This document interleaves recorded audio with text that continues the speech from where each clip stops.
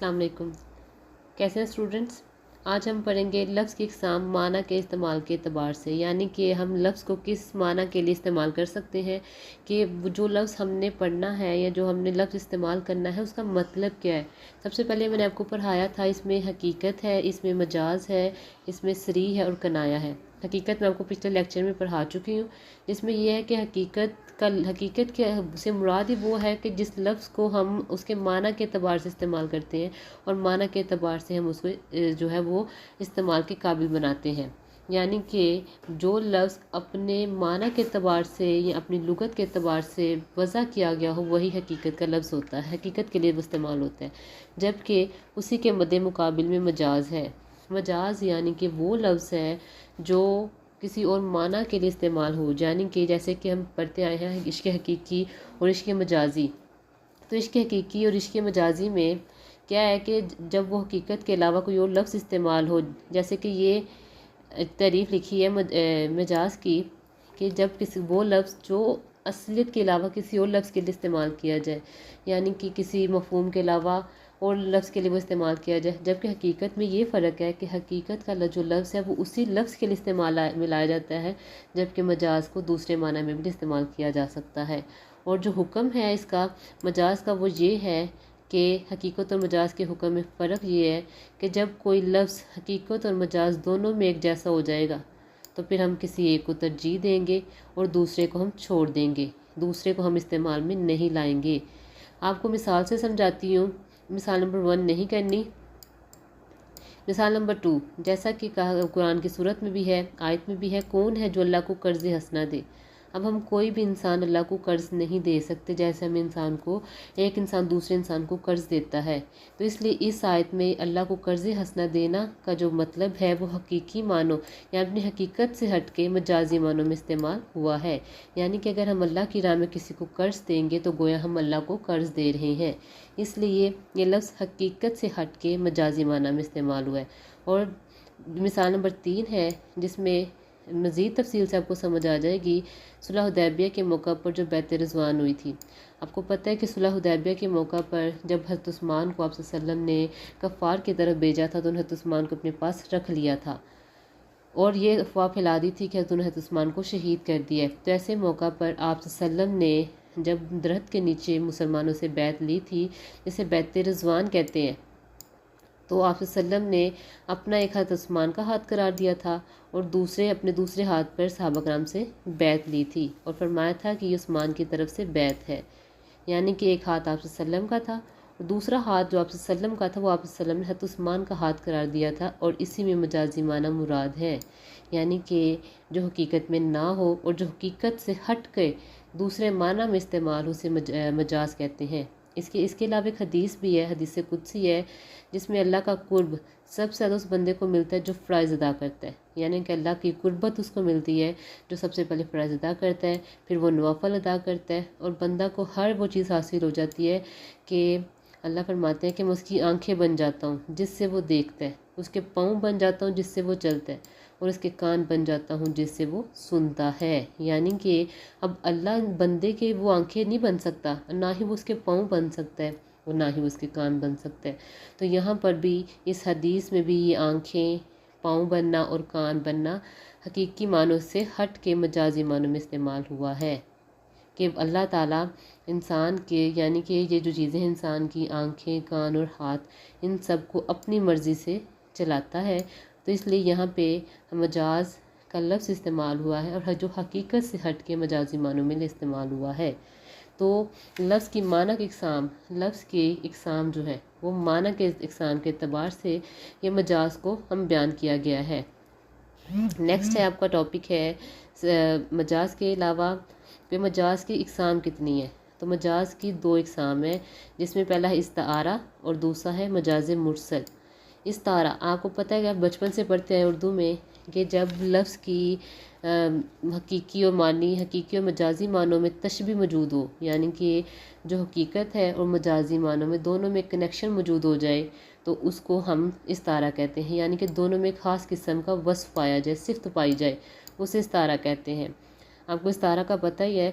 कि जब दोनों में तशबीह हो, जैसे कि हम कहते हैं कि वो चाँद जैसा है, تو اس کا مطلب ہے کہ وہ اتنا خوبصورت ہے کہ وہ اس کو چاند سے تشبیہ دی جائے، یعنی کہ حقیقی طور پر بھی مجازی طور پر بھی اس میں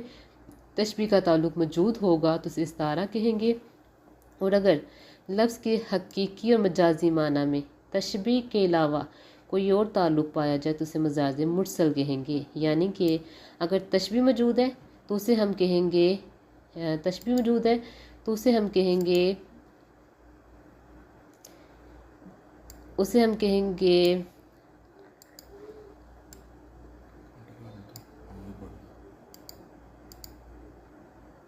اگر تشبیہ موجود ہے تو اسے ہم استعارہ کہیں گے، اور اگر تشبیہ موجود نہیں، تشبیہ اس میں موجود ہے تو استعارہ کہیں گے، اور اگر اس میں تشبیہ موجود نہیں ہے تو اسے ہم مجاز مرسل کہیں گے۔ سمجھ آئیے بچے؟ جیسے کہ اب میں آپ کو استعارہ کے اعتبار سے بتاتی ہوں کہ قرآن میں بھی ہے جن لوگوں کو تورات کا حامل بنایا گیا، یعنی کہ جن کو تورات دی گئی ہے لیکن انہوں نے اس کی ذمہ داری نہیں اٹھائی، کہ جو تورات کی ذمہ داری اٹھانی تھی وہ لوگوں نے اس کا بار اور بوجھ نہیں اٹھایا، تو قرآن کہتے ہیں کہ ان کی مثال اس گدھے کی ہے جس پہ صرف کتابیں لا دی گئی ہیں، یعنی کہ وہ یہود اس تورات سے کوئی فائدہ نہیں اٹھا رہے، اس لیے کہ وہ اس کتاب سے نفع حاصل نہیں کر رہے۔ تو یہاں پر جو ہے وہ یہود کو جو ہے وہ کس سے تشبیہ دی گئی ہے؟ گدھے سے، کیونکہ گدھے کے اوپر کتابیں لاد دی جائیں تو اس سے بھی کوئی فائدہ نہیں ہوتا، اس کو یہ نہیں پتا کہ اس کے اوپر کیا لاد دیا گیا ہے، اس کا کام ہے صرف اٹھانا۔ اس طرح یہود بھی جو ہے وہ تورات سے فائدہ نہیں اٹھا رہے، بس ان کے سر پر ایک چیز رکھ دی گئی ہے، وہ اسی کو ذمہ داری سمجھ رہے ہیں، تورات سے جو اللہ کی کتاب ہے اس سے کوئی نفع حاصل نہیں کر رہے، اس لیے اسے استعارہ کہتے ہیں۔ اب مجاز مرسل میں نے آپ کو بتایا کہ جب لفظ کے حقیقی اور مجازی معنی میں تشبیہ موجود نہیں ہوتی تو اسے مجاز مرسل کہتے ہیں۔ اب مجاز مرسل کو بھی کئی صورتوں میں استعمال کیا گیا، جیسا کہ پہلا ہے سبب بول کر مسبب مراد لینا، یعنی کہ وجہ کو بنیاد بنا کر کسی ایسی چیز کو بیان کرنا جس کی وجہ سے وہ کام ہوا ہے۔ یہاں پر قرآن میں ظالموں اور کافروں کو مسبب کہا گیا ہے، کیونکہ وہ کسی بات کو سن نہیں سکتے۔ کیوں نہیں سنتے؟ سننے سے مراد یہ ہے کہ اگر ان کو سنا بھی دی جائے تو پھر بھی وہ عمل نہیں کرتے اس بات پہ، جیسے کہ آپ وسلم قرآن میں بھی ہے، سورۃ بقرہ میں بھی ہے کہ قرآن ان کے سامنے ہے لیکن پھر بھی کہ وہ قرآن ان کے سامنے ہے اور آپ وسلم ان کے سامنے ہے لیکن پھر بھی وہ آپ وسلم کی ہدایت یافتہ نہیں ہوتے، آپ وسلم کو دیکھ کے۔ یہی مثال ظالموں اور کافروں کی بھی ہے کہ وہ کان ہونے کے باوجود سنتے نہیں ہیں، یعنی کہ کان تو ان کے پاس ہے لیکن وہ اس پر عمل نہیں کرتے۔ دوسرے مسبب بول کر سبب مراد لینا، یعنی کہ کسی چیز کو بے بنیاد بنا کر اس کی وجہ بیان کرنا، جیسے کہ یہاں پر کہا گیا رزق اور یہاں پر لباس کہا گیا، یعنی کہ رزق اور لباس جو ہے وہ مسبب ہے۔ کیونکہ وہ وجہ بنتی ہے، اس سے مراد بارش ہے، یعنی کہ یہ دونوں بارش کے سبب سے رزق و لباس مہیا ہوتا ہے۔ تو مسبب یعنی کہ کسی چیز کو بیان کرنا جس کی وجہ سے سبب مراد ہو۔ آگے ہے کل بول کر جز مراد لینا، یعنی کہ چھوٹی سے حصے کو بیان کر کے تو پورے چیز کو بیان کرتا ہے۔ اگر ہم کہیں کہ انگلیاں یا جسم کے کان ہے یا آنکھیں ہیں تو ہم ایک چیز کو بول رہے ہیں اور اس سے ہم پورے جسم کو مراد لے رہے ہیں۔ یہاں پہ ہے کہ منافقین بجلی کی کرک کے سن کر اپنی جانوں کے خوف سے اپنی کانوں میں انگلیاں ٹھونس لیتے ہیں، تو یہاں پہ وہ پوری انگلیاں نہیں ٹھونستے، صرف انگلیوں کے اگلے جو پور ہوتے ہیں وہ اپنی کانوں میں ڈال لیتے ہیں تاکہ انہیں بجلی کی کرک سنائی نہ دے۔ پوری انگلیاں تو وہ کانوں میں ٹھونس ہی نہیں سکتے، تو اس لیے یہاں پر کل بول کر جز مراد لیا گیا ہے۔ نیکسٹ ہے جز بول کر کل مراد لینا۔ اب قرآن کی ایک آیت میں ہے کہ ٹوٹ گئے ابو لہب کے ہاتھ اور وہ نامراد ہو گیا، تو یہاں پر ابو لہب کے ہاتھ ٹوٹنے سے مراد یہ ہے کہ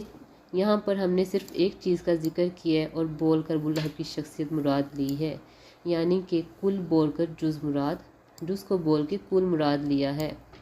اب نیکسٹ ہے کسی جگہ اور مقام کا ذکر کر کے اس سے وہ چیز مراد لینا جو اس جگہ یا مقام میں موجود ہو، جیسے کہ کہہ لیں کہ اگر ہم کسی خاص جگہ کا ذکر کریں اور مدینہ کے لوگ، اگر ہم کہتے ہیں اور مدینہ میں آپ وسلم ہے یا مدینہ میں یہ ہوا تھا، تو یہاں پہ بھی لکھا اور بستی سے پوچھو، تو ہم بستی سے تو نہیں نا پوچھ سکتے، تو اس کا یہ مطلب ہے، یا مثال یہ کہہ لیں کہ کوئی کہے کہ اسکول سے پوچھو، کالج سے پوچھو، یا کالج سے کرواؤ، تو اس کا یہ مطلب ہے کہ کالج سے کروانا ہے، لیکن کالج سے مراد کالج سے نہیں کروانا بلکہ کالج کے بچوں سے کروانا ہے۔ تو یہاں پر بھی بستی سے پوچھو سے مراد ہے بستی کے لوگ مراد ہیں، یعنی کہ کسی چیز کا ذکر کر کے اس جگہ کے رہنے والے لوگوں کو ذکر کرنا، مراد لینا ہے۔ اس کے علاوہ جو چیز مستقبل میں بننے والی ہو اسے زمانہ حال میں اس نام سے پکارنا، جیسے کہ آج جو لوگ کرتے ہیں کہ پی ایچ ڈی کرتے ہیں تو ان کو ہم ڈاکٹر کہتے ہیں، یا اس کے علاوہ جو لوگ ایم بی بی ایس کرتے ہیں تو ہم کو کہہ دیتے ہیں کہ یہ وہ ڈاکٹر بننے والے ہیں، تو ہم ان کو بننے والی چیز کو پہلے ہی کہہ دیتے ہیں کہ ان کے نام سے پکارنا شروع کر دیتے ہیں۔ اس کے علاوہ ایک مثال یہ ہے کہ کسی چیز کو اس کی صفت کے اعتبار سے پکارنا جو پہلے تو تھی لیکن اب نہیں ہے، جیسے کہ یتیموں کے مال ان کو واپس کر دو۔ یتیم سے مراد تو وہ بچہ ہوتا ہے جو نابالغ ہوتا ہے، جو یتیم ہوتا ہے، جو چھوٹا سا ہوتا ہے، جب اس کا باپ وفات پا چکا ہوتا ہے، لیکن یہاں ہم لکھیں مال ان کو واپس کر دو، تو اس کا یہ مطلب ہے کہ اب وہ یتیم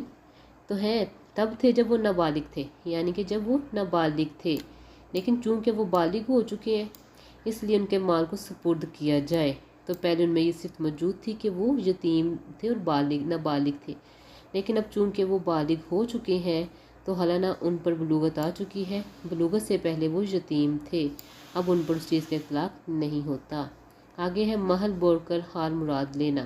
یعنی کہ کسی چیز کا ذکر کر کے ان کے حال کو بیان کرنا، جیسے کہ یہاں پہ وہ بلا لے اپنے حامیوں کی ٹولیوں کو، یعنی کہ اپنی مدد کے لیے اپنے ساتھیوں کو بلا لے، تو یہاں پر ساتھیوں کو بلانے سے مراد ہے کہ اہل مجلس اپنے ساتھیوں کو بلا لو۔